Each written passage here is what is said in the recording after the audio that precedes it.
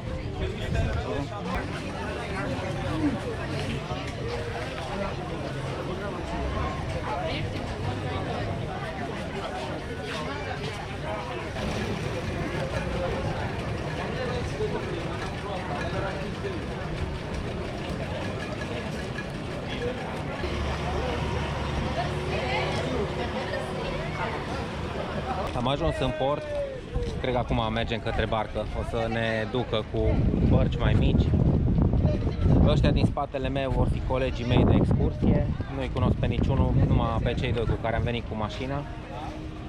Și mai am doi colegi, doi frățiori aici, câte unul pentru fiecare seară, seara asta și mâine seară.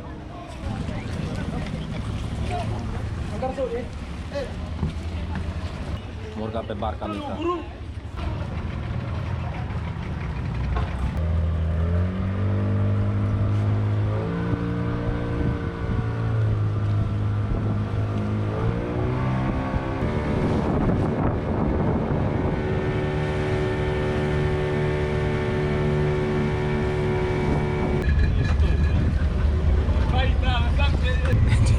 Asta e o chestie tipică indoneziană, cred.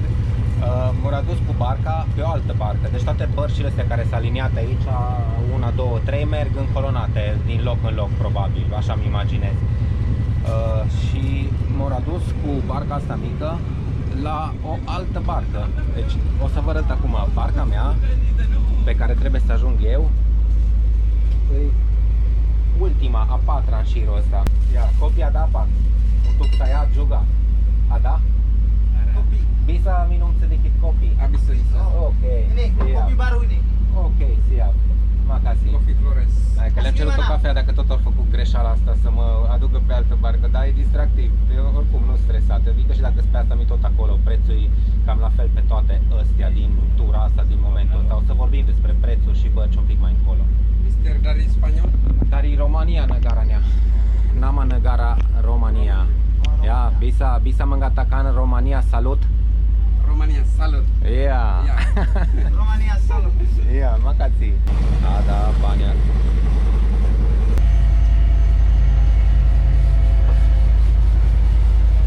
Acum mă duce la barca potrivită.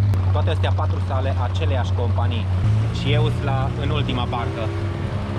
Am ales-o intenționat pentru decul ăla lateral pe care poți să stai la soare dacă vrei. Da? Vedem dacă va fi nevoie. Am văzut acum mai făceau semn la ăsta care mă aduce cu barca că trebuie să ducă un laptop de la o altă barcă la alta. Deci, na, confuziile astea se întâmplă, nu-i cazul să intrăm în panică.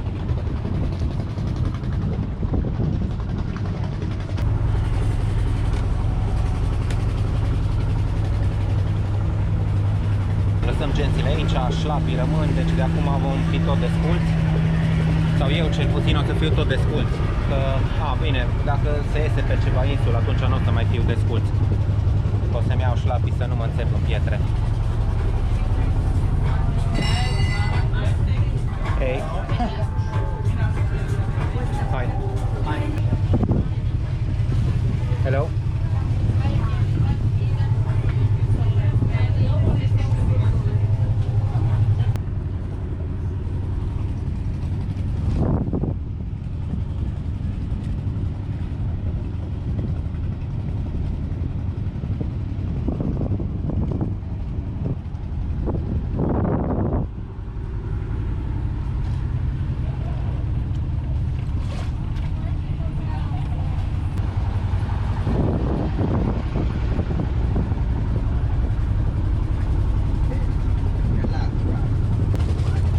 Liniștit până nu văd copiii la frigider, acolo unde le e locul. Ia. Pentru că sunt genul de copii la care le place să stea la rece, la frig. Copii, sunt frații mei. Hello.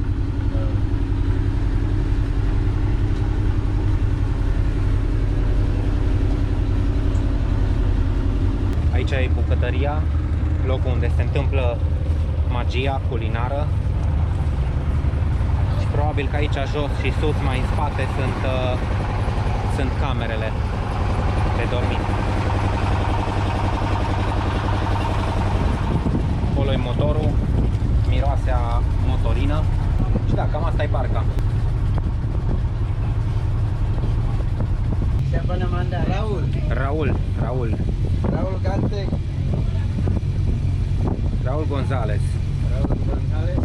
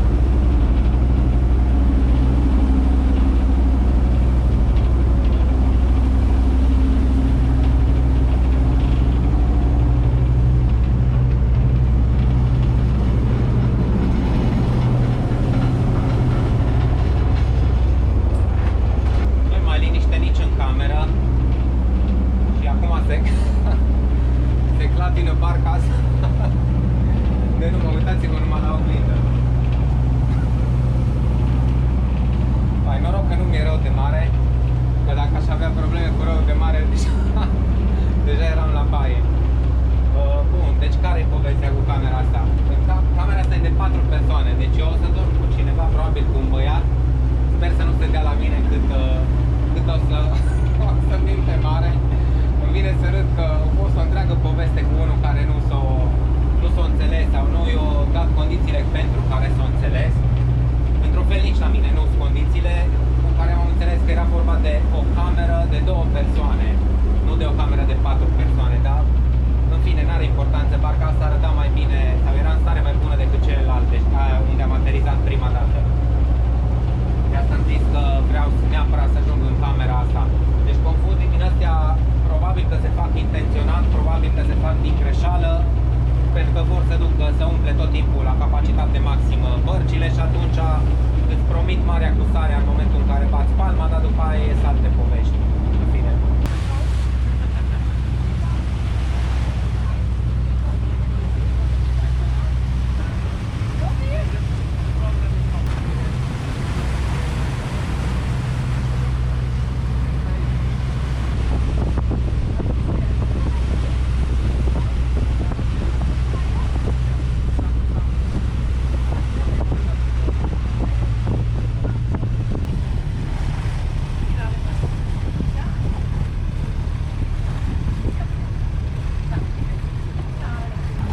La insula Chelor, cea din spatele meu. Aici urmează să avem o pauză de vreo oră jumătate, ceva de genul ăsta, am înțeles, în care ne urcăm pe sus pe deal, să vedem cum se vede de sus, după care snorkeling.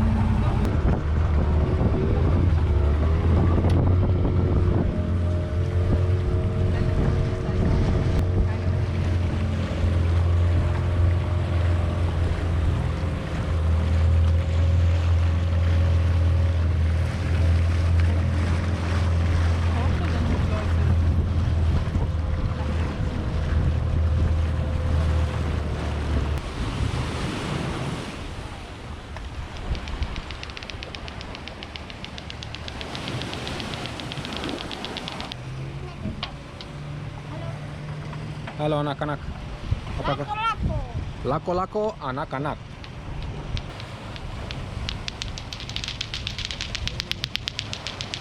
Am ajuns pe insula Chelor, prima oprire în excursie.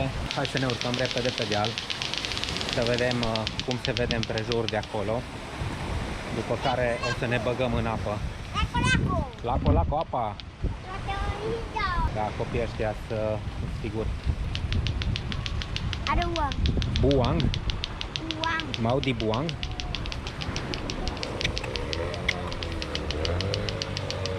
Cere bani copilul.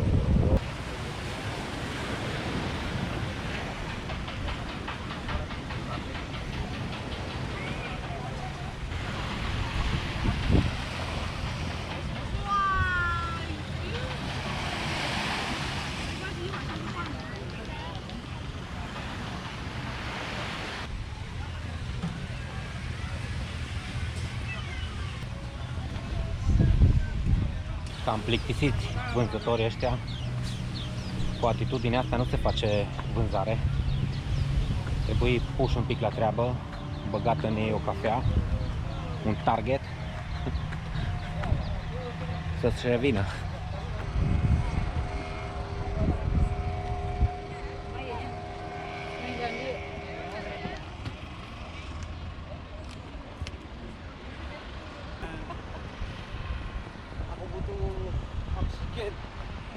Air kelapa, air madu.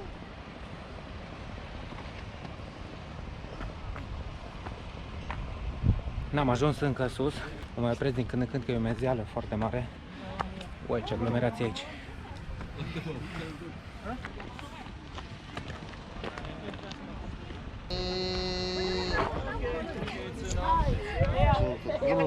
Tiga, 1, 2, 3. Ya, sudah. Lihat fotonya.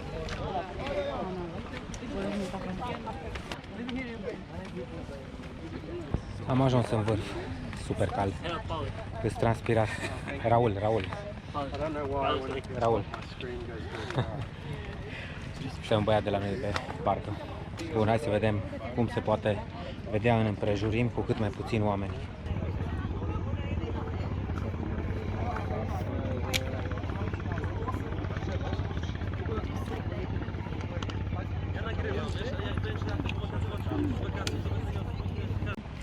Imposibil.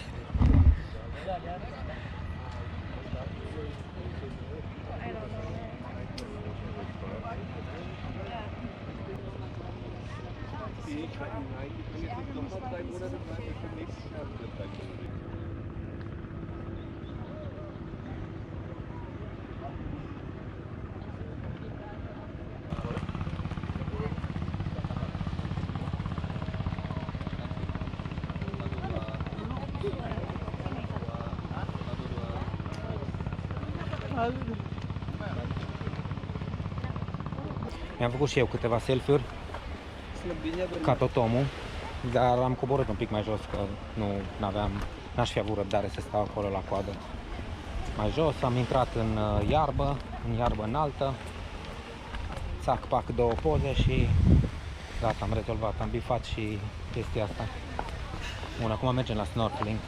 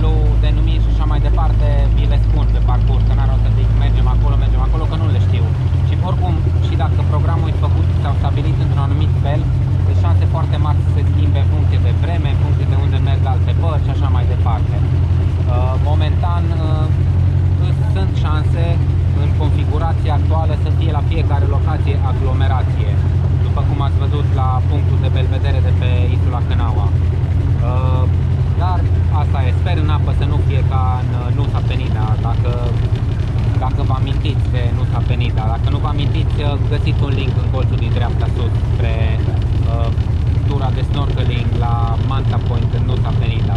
Un Bahaos complet a fost acolo.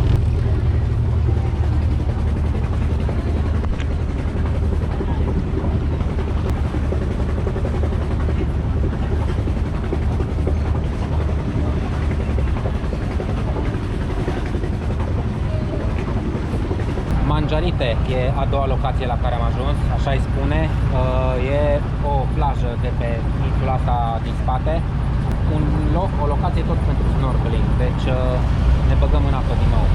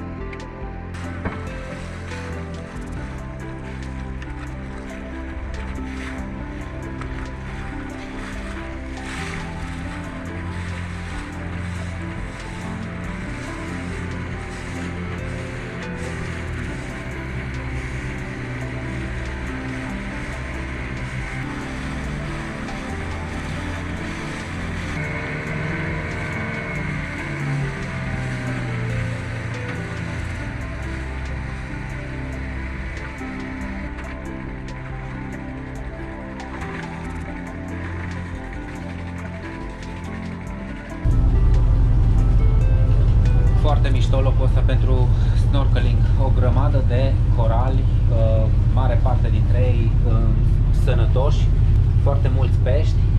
Un pic vizibilitatea n-a fost cea mai potrivită și trebuie neapărat să găsesc o soluție, să iau ceva cheie de 15, ceva obiect metalic sau ceva foarte greu ca să pot să stau mai mult sub apă.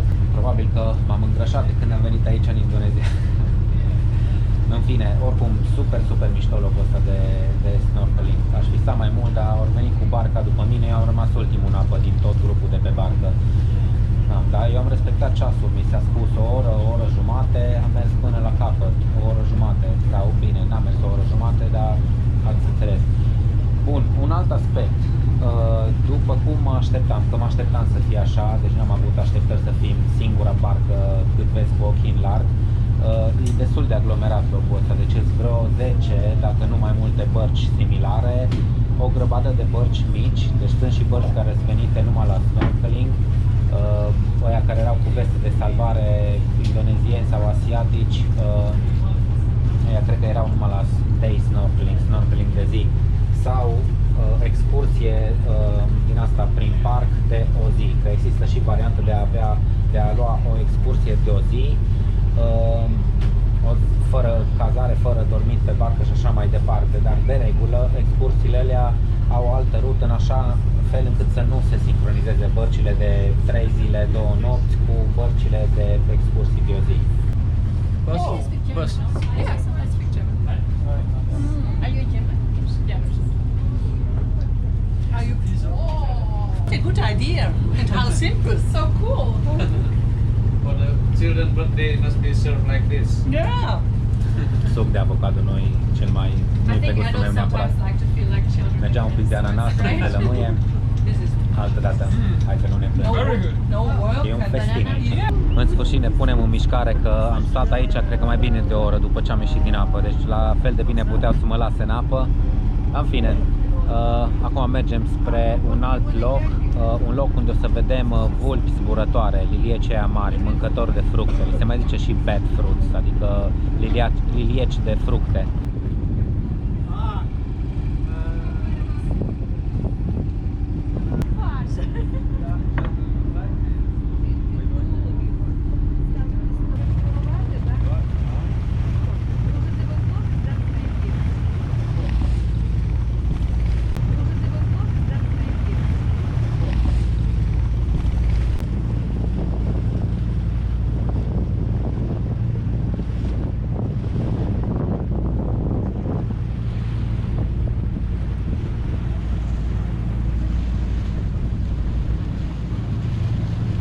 E foarte frumos, la fiecare 5-10 minute se schimbă peisajul, e foarte multă verdeață acum, ăsta ar fi probabil unul dintre cele câteva avantaje ale sezonului ploios sau anotimpului ploios, pescăruș.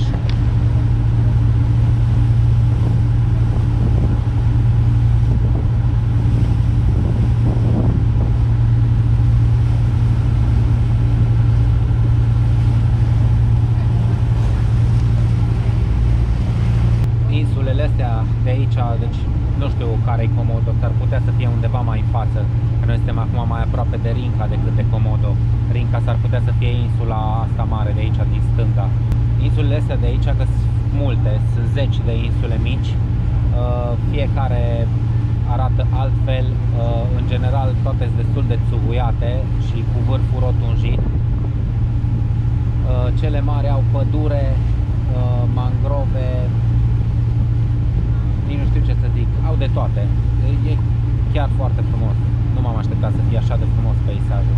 Am uitat acum pe hartă să vedem unde suntem. Deci practic ce se vede în partea stângă, cum mergem noi acum, e de fapt insula Flores. Rinca e insula din față spre care mergem acum, să vedem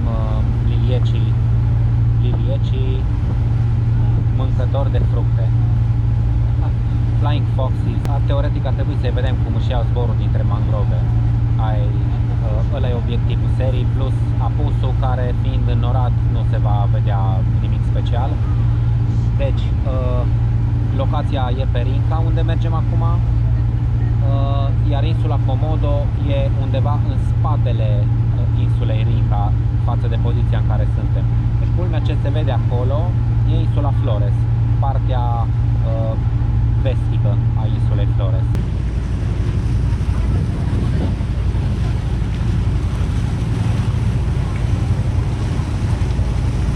Mi-am făcut acum o poză, un selfie, normal, ce altceva puteam să-mi fac.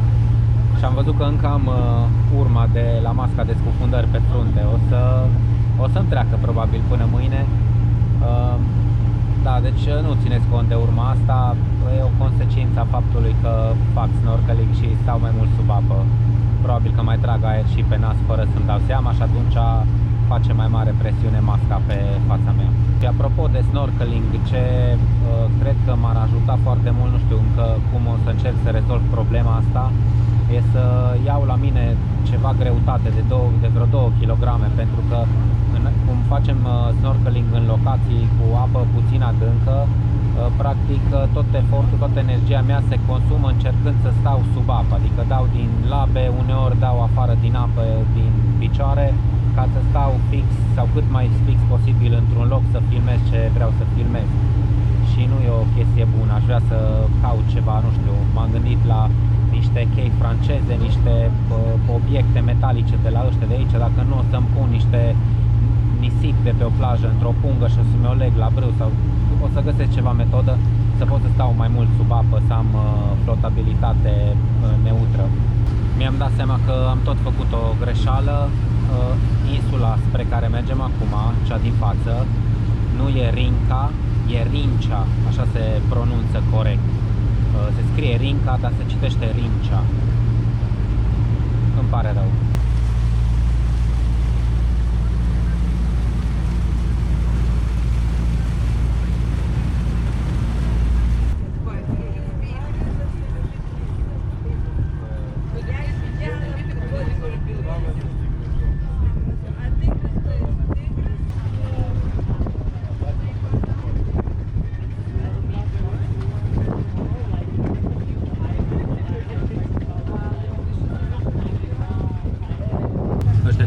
Acum cu barca de acostează lângă noi, nu spirați, cred că vor să vândă suveniruri, tot felul de sculpturi cu dragon de Komodo acolo. Să fie interesant. Deci de vânzătorii ăștia ambulați nici într-o excursie de genul ăsta nu scap. Pe feriboturi, autobuse, tren, mijloace de transport în comun, piețe, târguri, etc. Sunt vânzători de orice, văd că și aici.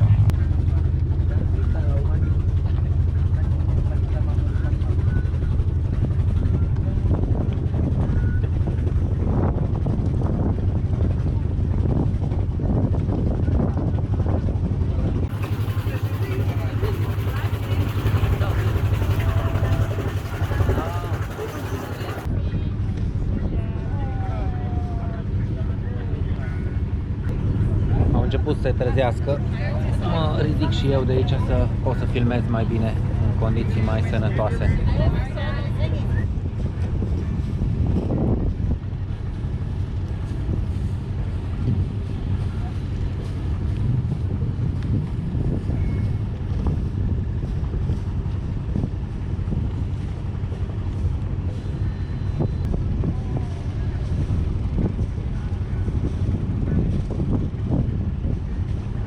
Începe să se aglomereze, că acum de când am început să ridice primii lilieci, mai multe bărci au venit mult mai în față. Eram în primul rând, acum suntem în rândul 3 sau 4.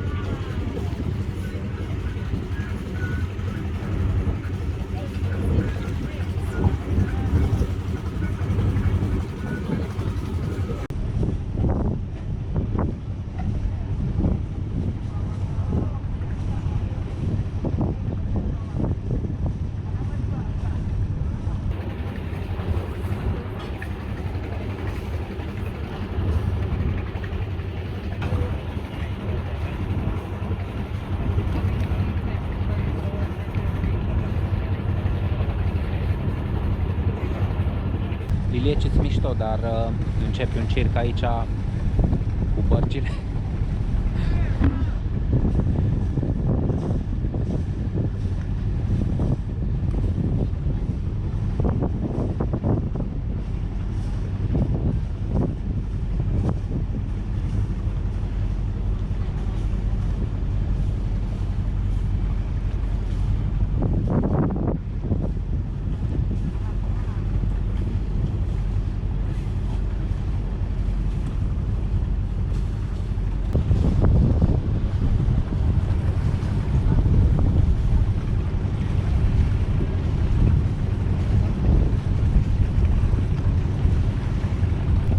Foarte frumoși liliecii. Pleacă de pe insula mică de mangrove. Deja de vreo 20 de minute tot zboară pe rând, tot își iau zborul câte unii câte alții înspre Rincea. Cred că a pornit și barca noastră. Plecăm de aici.